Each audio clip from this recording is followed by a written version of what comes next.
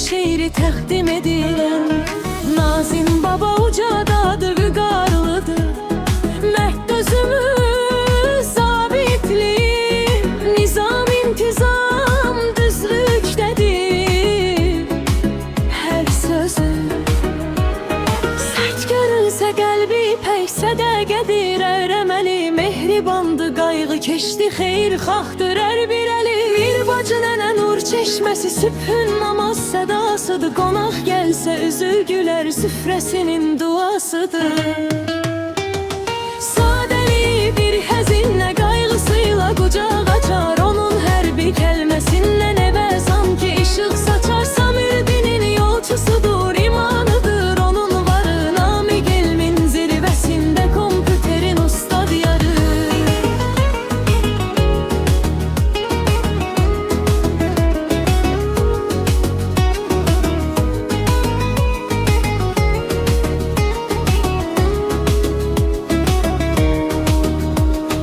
Ayten ile Fəridənin üzündə nur səbir yaşar, onlar elə xanımlardı qəlbindən saf sevgi daşar.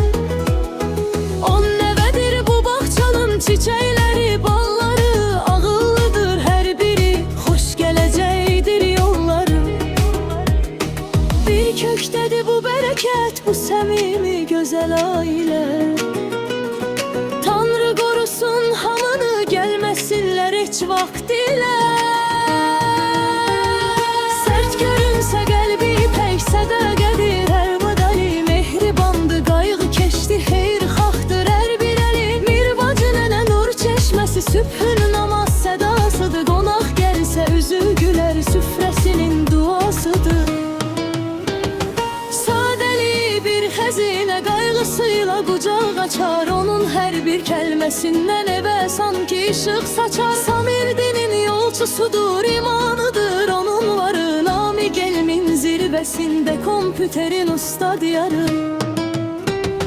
Sadəli bir xəzinə qayğısıyla qucaq açar, onun hər bir kəlməsindən evə sanki işıq saçar. Samirdinin yolçusudur,